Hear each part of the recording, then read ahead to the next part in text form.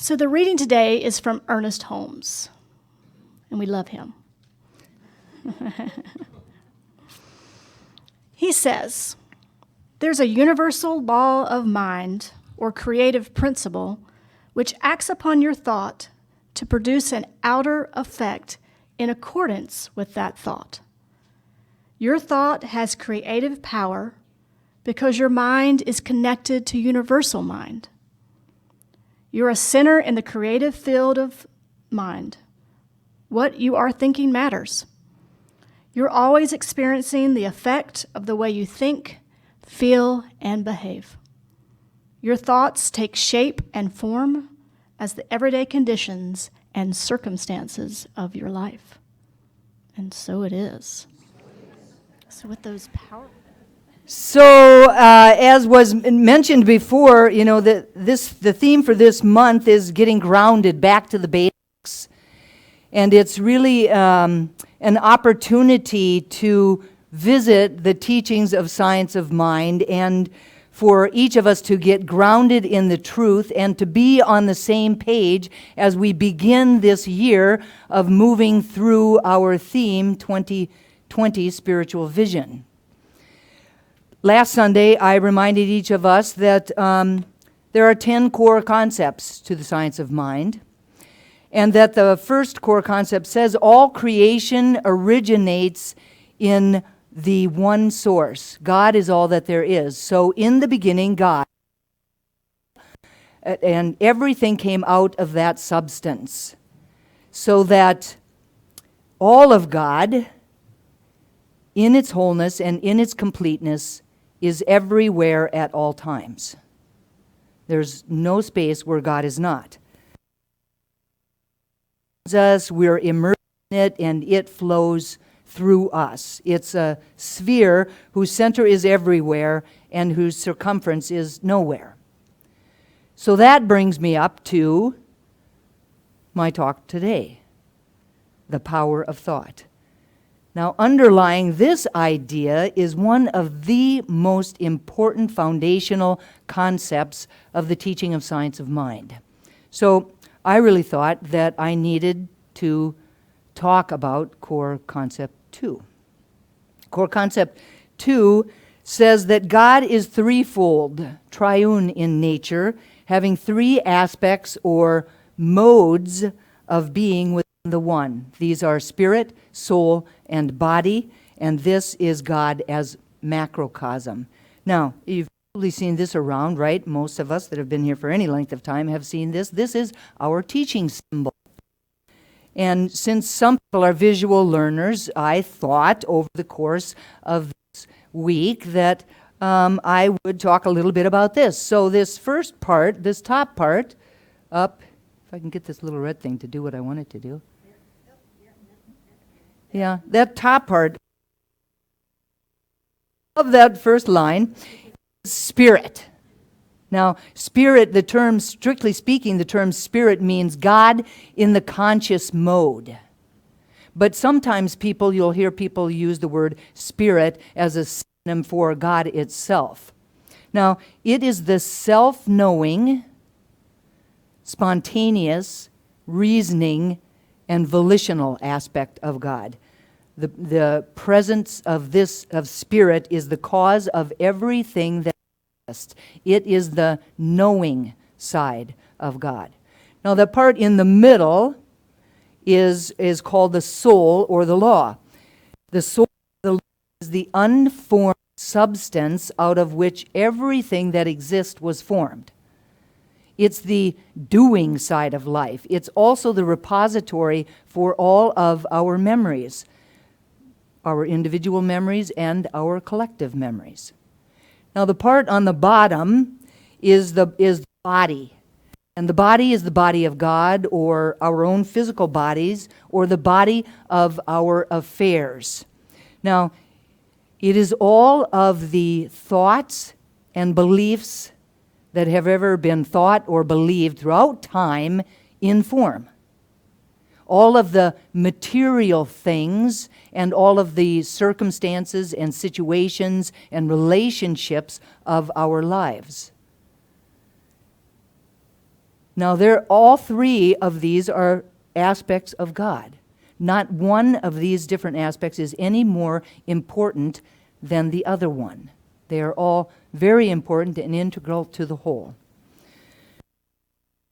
When I began to think, if I went over this, we would be on the same page about this, then I began to think that, I probably should tell you a little bit about Core Concept 3.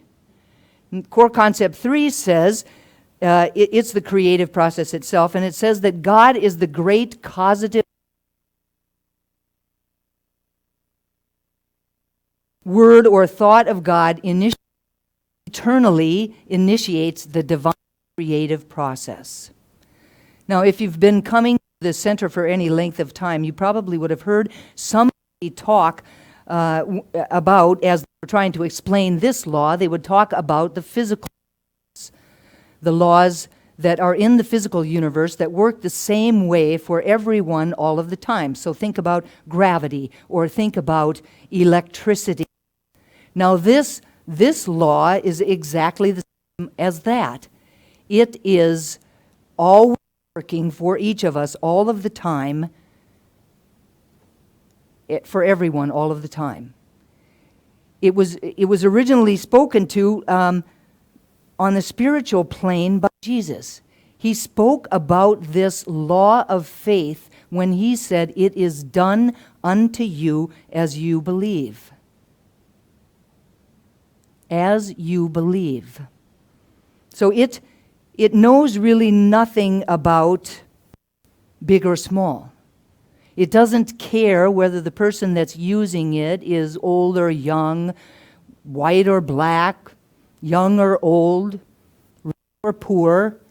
It just works the same way all the time for everyone, and it has no judgment on why you want to do or to have or to be any particular way. It just says yes.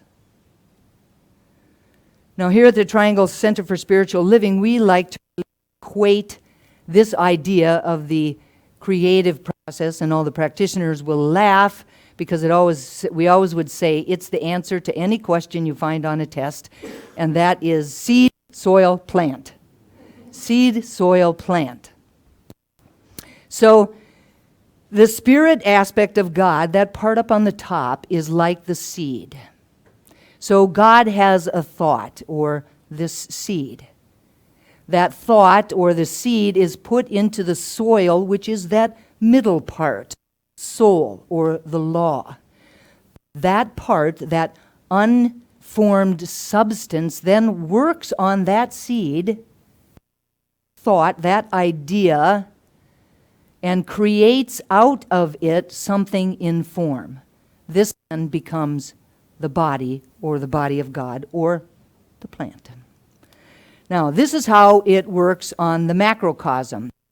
It works exactly the same way for each of us on the microcosm. We have an idea. We have a thought. That thought, or that idea, is placed into that soil, or the law. That law receives it and immediately begins to clothe it in form, and what outpictures in the body is an exact replica of that idea that we placed into it in the first place. Everybody with me?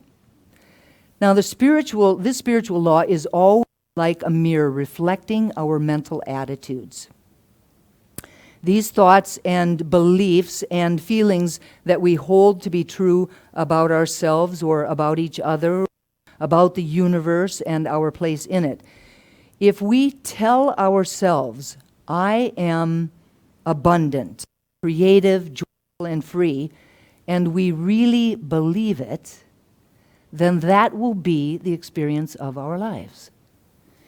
If we tell ourselves that I am not worthy of being abundant, joyful, and free, and we really believe that, even if we believe it unconsciously, then that will continue to be the experience of our lives. It is just as true as the awareness that we have when we take an acorn and we plant the acorn and we know that we are going to produce an oak tree instead of a peach tree. Or when we plant a carrot seed and we know we are going to produce a carrot, not a potato. It's exactly the same way, and we can be exactly the same amount of goodness, that is the way that it's going to work. Ernest Holmes says the law of faith operates with integrity on the definite idea, thought, expectancy, or acceptance implanted into it. So I want each of us to really pay specific attention to those two words, acceptance and expectancy. Now, for me, this is the aspect of the creative process that is often the point in which we might be able to recognize our resistance. The resistance that we may have to not really create the life we want consciously, create something that we are unknowingly thinking about, believing in unconsciously. It's that moment when we hear ourselves, oh, I am affirming this, and I have been affirming that, and nothing has demonstrated in my life yet. It's that point, and it's that point in which we could shift. And when we shift, even a little bit, we can change everything. When this moment, the question to ask ourselves is, how much am I willing to accept? Take a look inside and see if there's some small little inside of you that believes that you are not worthy. Or some little small space inside of you that aligns itself with race consciousness idea that says that I am too old, or too tall, or too young, or too whatever. Or is there some little place within you that harbors an old wound that was created when somebody said something to you about you a long time ago, that's still having its way with you, that is used to affect your ability to accept your good? Could ask ourselves, what am I expecting? How deep is my faith? Do I know beyond a shadow of a doubt that I am a child of God, surrounded by the allness of possibility, imbued with the creative process, and more than able to consciously use this power and presence in my life to be able to create the life that I want to live? Without acceptance, we will not do that. Thought about this was that I thought you should really know was that the seeds that we plant in the garden time in the soil to really mature. They must also be tended by us throughout this growing process, right? We water and we do all those kinds of things. This is the same for the ideas that we place into the soil of our minds. Ernest Holmes says the seed must be left in the creative soil of the mind and mature. Time for sowing as well as a time for harvest. Plants must not be pulled up or interrupted in the process of the growth. They must be watered with hope, fervency, and cultivated with gratitude and joyous recognition. So there's a law, a spiritual law.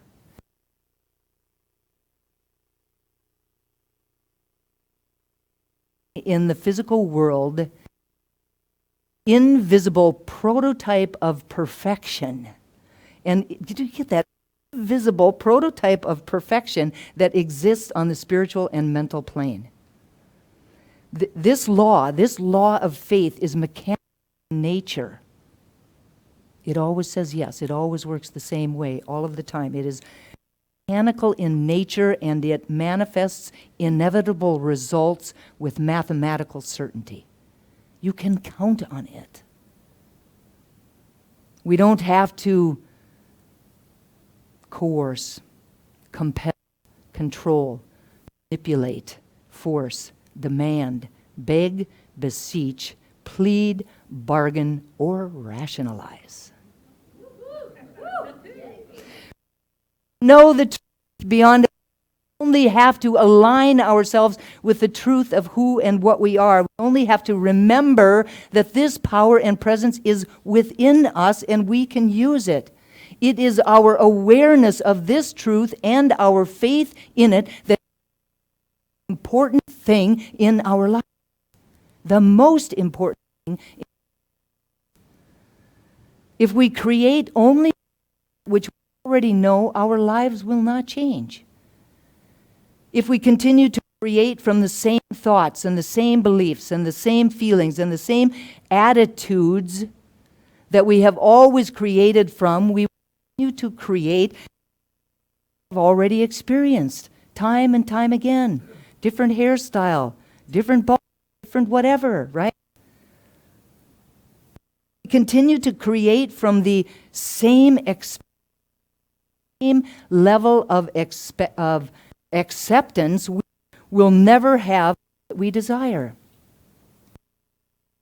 Within us must change. If we wish to reap more joy, health, freedom, anything that you can name, we must keep our minds filled with those similar thoughts.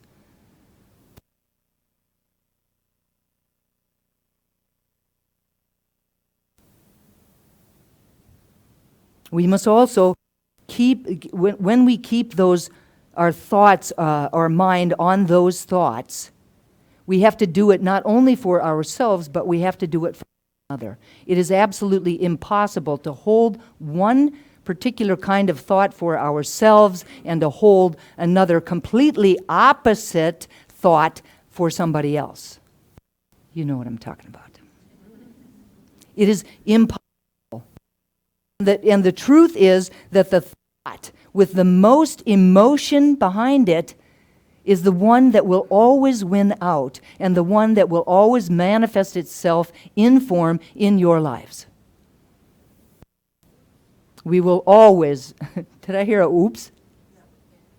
Say that again. So that it's really impossible to hold one thought for ourselves and another completely opposite thought for somebody else. That it is impossible to do that, and the truth is that the thought that has the most emotion, right, the most emotion, the most feeling tone behind it is the one that always wins, and it's the one that will always manifest in your life. So if you want all things good for yourself, but man, that person that makes me crazy, I just only want bad them. Well, look at that was like, I went on to that person drives me crazy. What thought has the most emotion? So are you going to get your good? No. We just can't do it that way. The one with the most emotion always wins. And we can't hold two thoughts like that at the same time. So the invitation is to become willing to forgive. Listen for guidance from within, to tend to the soil of our minds and to use our imaginations to think outside of the box so that we can enlarge our context or the container of our consciousness. The invitation is to use our spiritual practice of prayer to shift perception of ourselves and the experiences of spiritual mind treatment. Uses this law of faith, uses this universal spiritual law and the creative process to demonstrate or to manifest that which we consciously desire.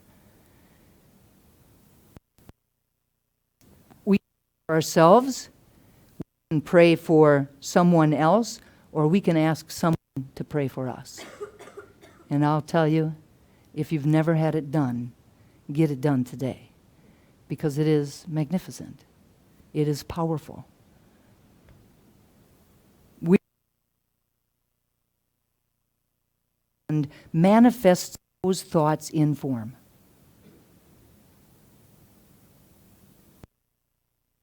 Old feelings or thoughts or attitudes, then those things that no longer serve us, and developing a new belief, developing a belief in the goodness and the givingness of life itself, be able to bring into our lives anything we desire. We will be able to be in the world in a different way. All right, so clearly this is important too. So I thought over the week that I probably should tell you a little bit about spiritual mind treatment. Spiritual mind treatment is not begging or beseeching. It is really a recognition that God is all that there is, that there's no God is not, that we are all spiritual beings right here and right now, and that all of the love and peace and joy and freedom and wisdom and grace of the universe is already ours if we could accept it. So there's 5 steps when we're doing mind treatment, and those of you in foundations have heard this and know the steps, but it never hurts to hear it again in a new way, perhaps. But the 5 steps really provide a structure. They provide a structure and a technique used to really empower the process, or to empower the prayer. The 5 steps are recognition, unification, realization, thanksgiving, and release. Now, before you begin to either write or speak mind treatment, it's important that you carefully the purpose of the treatment or the prayer itself. Now, in your life, that you're going to state the changed condition you expect to experience as a result of your prayer. No begging, please do this. You're expect. They're stating what you expect. I think I have to switch to this now. Stating what you expect to experience as a result of your prayer, or as a result of someone else's prayer for you. So in the recognition step, we recognize that really God is all that there is, that this step allows us to take a moment to remember that which is back of everything, God or the divine or love itself, whatever you wish to call it. We take a moment at the beginning of the prayer to bring our conscious awareness to the truth that God is within us and surrounding us. And we use the words that allow us to really feel its presence. In the unification step, we unify ourselves with God, recognizing that our mind is an individuation of God's mind. Even though we know that God is the only intelligence, this knowledge really does nothing for us in a specific way until we align with it. Sorry. We use the words that truly allow us to feel our oneness with God. Realization is the next step. The word realization means to make real. So in the realization step, we use positive affirmations, we speak in the first person, and we speak in real time. It is happening now. In this step, we align ourselves with that which we desire. We align ourselves with the experience that we wish to have, knowing that while we might not be experiencing it currently, on the human side of life, that it already exists whole, perfect, and complete on the spiritual side of life. And we are simply aligning with that. Now, during this step, we consciously erase or dissolve whatever has been causing the difficulty in our lives. We consciously erase or dissolve anything unlike the truth. We are willing to give up our false beliefs, fears, doubts, worries, attitudes, anything that is getting in the way of us really being able to manifest what we would like. We are willing to give that up. And we use whatever words are necessary to have the feeling tone of the person who's already doing the thing that we want to be doing, or already has the thing that we want to have. We're putting on the feeling of a life that is already whole, perfect, and complete. We're not waiting for that to happen. It is already so. This new thought, this new belief that we have takes form through the operation of the creative law, through that creative process. In the Thanksgiving step, we speak our gratitude for the demonstration of the prayer that we have just made, even as we are speaking it. Even as it is coming out of our mouth, we are giving gratitude for it, knowing that whatever we have prayed for is on its way. In the realization step, the words that we have the words that we have spoken create a new mental cause. And we have set that into motion. And we give thanks for its manifestation. We're grateful right now for the experience of what we have prayed for in our lives. Now, the release, I really can't stand this standing right here thing. The release is next, and in this step we mentally let go of the prayer, and we let the law work out the good that we have already established in our minds. We let the law work it out. We don't have to be concerned with the how. Our job was the what. The how is the job of the law, and so we let them work that out. We're no longer concerned about the situation, and we're free to act as though the manifestation is already complete. In the release is next, and that was the reason, I'm sorry. What I know, and know that you should know, beyond a shadow of a doubt, is that everything is created twice. Once in our minds through our conscious or unconscious thoughts, and the other in form. So, I hope you heard me, conscious or unconscious. So the thing that we need to remember is that every thought that we consistently have, so like if you thought for a second about, a pink elephant in the room, it's probably not going to pop up right there. But those thoughts that you consistently have, the ones that play over and over again, they're received by this law. And they're acted upon in accordance to the belief and the expectancy and the acceptance that's attached to them. In accordance. It is done unto us as we believe. Not some thoughts, but all thoughts, conscious and unconscious. If we cannot stop thinking about lack and limitation in our lives, now, whether that's a conscious thought about lack and limitation, or whether there's some underlying belief in lack and limitation, then that's what we're going to experience in our lives. When we can begin to start to turn our attention to and focus on our good, then that good will be the experience of our life. The invitation is to practice thinking affirmatively about everything that we do. Go to the center of our being.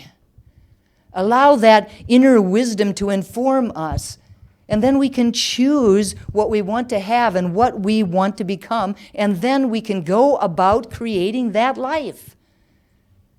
Cindy sang it. I can choose. The invitation is to feed our minds with confidence and expectancy. Replace every doubt that we have with faith that is stronger than that doubt. Speak positively and with enthusiasm. Think and see in our mind's eye only that which we desire, and be willing to accept it. Remember that we live our lives from the inside out and never from the outside in. In the beginning, God.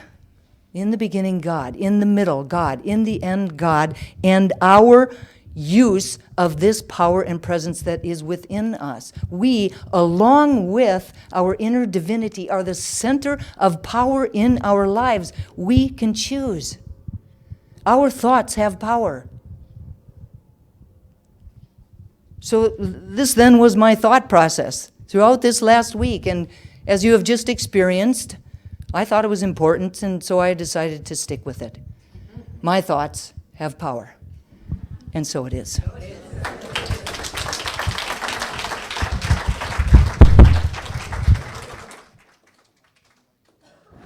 So I invite us to turn within, to turn away from this outer world of form and turn our attention inward to the center of our being, to the spark of the divine that is at the core, the heart of ourselves and our lives. To open ourselves up to it.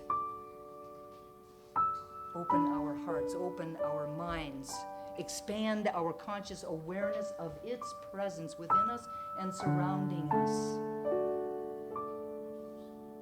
It feels good to do this. It feels good to know this. And from that space, we align ourselves with it. I am connected to that spirit in ways that can never, ever be broken. It is closer than my very breath. It is that which breathes me and animates me. And just as I know that this is my truth, I know that it is the truth of each and every person here today, every person within the sound of my voice. We are all divine emanations of it, created in its image and likeness. And it is from that place of unity that I speak these words about and for each of us today, truly knowing that we are spiritual beings having a human incarnation, and that when we arrived on the planet, we were imbued, like the acorn, with everything that it needs to become the oak. We are imbued with everything that we need to have the life of our dreams. To have a life that we love to live, a life that works for everyone. And so I claim ease and grace for us around this, ease and grace around knowing what that is, around powerfully stepping into our ability to choose it and powerfully bringing it forward in our lives, letting go of anything that gets in the way of it, anything that is not the truth, and aligning ourselves only with that truth, only with God. Praying those prayers for ourselves or for each other, or for asking for someone to pray for us when we cannot hold the truth or know the truth for ourselves. Someone can do that.